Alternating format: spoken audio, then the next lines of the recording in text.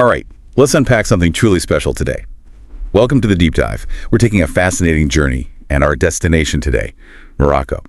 We've gathered quite a stack of sources, articles, research, even some personal notes to bring you a really focused look at its essential cities and destinations.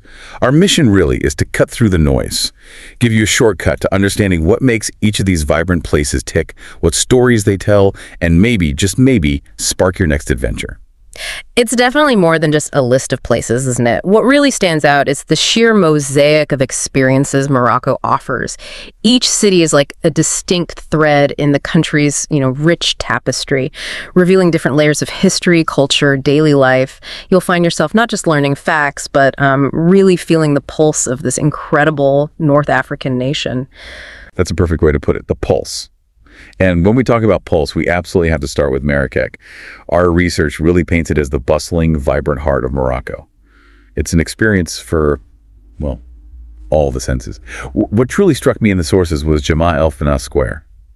It's not just a market. It's actually a UNESCO masterpiece of the oral and intangible heritage of humanity. Right, which is huge. Yeah, imagine this public space where storytellers, musicians, performers have gathered for centuries, keeping this living cultural legacy alive. And right next to it, the famous souks, the sprawling, intricate maze. You can wander for hours, finding everything from fragrant spices and rich textiles to pottery, handcrafted leather goods. It's an immersion.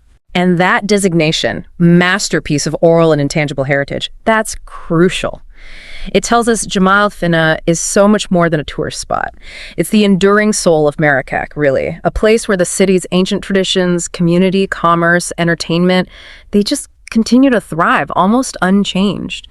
For you, visiting, it's this rare chance to witness history not just preserved in amber, but actively lived, performed right there before your eyes. Exactly. And Marrakech's grandeur, it extends way beyond its bustling heart. Dominating the skyline, and truly a landmark you can spot from almost anywhere, is the Koutoubia Mosque. Its iconic minaret isn't just tall. Historically, it was actually a crucial navigation point for traders, for travelers approaching the city. A beacon. Totally. Then there's the Bahia Palace, a stunning 19th century marvel. What fascinates me about it is the incredible detail, the intricate tile work, those peaceful, lush gardens.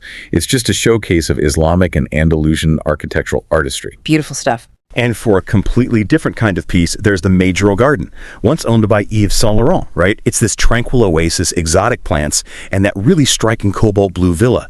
It highlights how art and nature can create such a serene retreat, even within a bustling city. Plus, for Marrakech, you've got easy access to day trips too.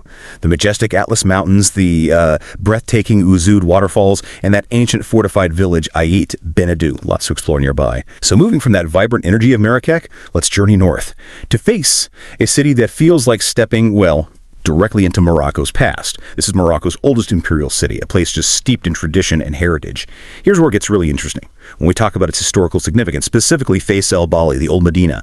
For anyone unfamiliar, Medina is, the ancient, often walled part of a North African city, a pedestrian maze, basically. Narrow alleys, historic buildings, and this one, it's a UNESCO-listed medieval city. A living museum, truly. It is. And it's precisely Fais's unparalleled legacy as a center of learning that makes it so, profound. We're not just looking at old buildings here. We're exploring a real crucible of knowledge. Take the Bou Anania Madrasa. It isn't just a beautifully decorated Islamic school. It's a masterclass in Moroccan craftsmanship, a place where students once honed their spiritual, their intellectual skills, surrounded by incredible artistry. Amazing. But the true jewel, and this is a fact that often surprises people, is Al Qarawiyyin University, founded way back in 859 AD. It holds the distinction, believe it or not, of being the oldest continuously operating university in the world. Wow. Still running. Still running. This isn't just some historical curiosity. It speaks volumes about Fais's enduring contribution to global scholarship, a legacy of intellectual pursuit that shaped countless minds, advanced fields from astronomy to medicine for over a millennium. It's genuinely mind-boggling when you think about it. That kind of sustained intellectual history. And alongside all that learning, Fez is still this hub of traditional craftsmanship. The Chouar tanneries are a prime example. Very famous, maybe infamous for the smell. Yes, the smell is part of the experience. Definitely. But the techniques, they use natural dye, saffron for yellow, poppies for red, cedar wood for brown, all processed in these ancient stone vats. It's vivid, pungent, and still very much a manual process. Give you a truly immersive glimpse into a craft that's like largely unchanged for 1,000 years. And while you usually just view it from the outside, the Royal Palace of Fes, Dar al Maksen, with its magnificent golden doors, it offers a peek at that imperial grandeur. And for a deeper dive into the art, the Darbetha Museum has a rich collection: Moroccan arts, crafts, ceramics. Okay, now let's shift gears. A completely different visual experience, Chefchaouen. Our sources consistently describe it as this picturesque mountain town, famous for its distinctive blue-painted buildings and a notably relaxed atmosphere. It's a beautiful contrast to the bustle of Marrakech or the sort of ancient weight of Fez. It really is a change of pace. The heart of this town is its Medina, right? A labyrinth of those iconic blue-washed alleyways that are, well, let's be honest, a photographer's dream. And at its core is Plaza Uta El Hammam, the main square. Perfect for just soaking in the unique vibe from one of the charming cafes. But what's the deal with all that blue? Is it just aesthetics, or is there something deeper? That's a great question. And actually, there are several theories, which kind of illustrates how a city's visual identity can become so profoundly tied to its character. Some sources suggest the blue was introduced by Jewish refugees back in the 1930s, symbolizing heaven, a reminder of God. Others say more practically, it helps keep houses cool in the summer heat, or maybe even deters mosquitoes. Mosquitoes. Really, Right. that's one theory. Regardless of the exact origin, that pervasive blue isn't just a color now, it's intrinsically tied to its brand. It draws visitors looking for that unique aesthetic, that different kind of tranquility. It really highlights how design, whether it's intentional or just sort of evolved organically, becomes a defining feature. It's fascinating how a simple color can create such a powerful identity. And beyond just the blue streets, Chefchaouen offers more. There's the Casbah Museum. It's a restored fortress, houses historical exhibits, sure, but it also gives you these panoramic views of the entire blue city. A great perspective. Good overview spot. For a refreshing natural escape, there's the Ras El Ma waterfall right on the edge of the city. And for the more adventurous types, hiking in the Rif Mountains is super popular. Trails leading to amazing spots like the Spanish Mosque or the stunning Ashur waterfalls. All right, changing gears once more. Let's head to Casablanca. Now, this is Morocco's largest city, its economic hub, a real blend of modern dynamism and that French colonial influence. It definitely operates on a different rhythm than, say, Fes or Chefchaouen. Oh, absolutely. A totally different energy. The absolute centerpiece here has to be the Hassan II Mosque. What truly sets it apart isn't just its immense size, and it is huge, one of the largest in the world, but its breathtaking oceanfront location. It's an architectural marvel built literally on the Atlantic, a symbol of national pride and modern Moroccan engineering. It's incredibly striking. Then there's the Corniche, Yeah. lively seaside promenade, packed with beaches, restaurants, a buzzing nightlife. And it's striking, isn't it, how Casablanca really represents Morocco's forward-looking dynamism, while still somehow honoring its traditional and colonial past. Unlike Fez, which feels rooted in centuries-old continuity, Casablanca is more about a vibrant synthesis. It's a city that embodies progress, commerce, global connection, but it carefully integrates elements of its heritage. You see it in the architecture, the urban planning. For you, the visitor, it presents this compelling vision of contemporary Morocco, a country confidently embracing both its rich history and its future. Yeah, you definitely find those historical threads woven through Casablanca, even with all the modernity. There's an old Medina, for instance. A historic district with traditional markets, charming, winding streets, gives you a glimpse into a different era. And of course, no deep dive into Casablanca is complete without mentioning Rick's Cafe. Ah, yes, the movie connection. Exactly. It's this wonderfully nostalgic tribute to the movie Casablanca, meticulously designed to look like the film's famous cafe. It's funny, despite its fictional origins, it's become this real-world institution, a symbol of the city's cinematic allure, I suppose. For a different architectural flavor, there's the Quartier Habou, sometimes called the New Medina. It's a beautiful mix of Moroccan and French styles, full of artisan shops. And for a taste of contemporary Moroccan art, the Villa des Arts showcases local creativity. Okay, next stop, Tangier, a city that absolutely lives up to its description as a gateway. The sources really highlight its rich history, shaped profoundly by, well, everyone, European, African, Middle Eastern cultures. It's always been a true historic crossroads. You can explore this layered past at the Casbah Museum. There's a former palace now meticulously showcasing Tangier's fascinating history.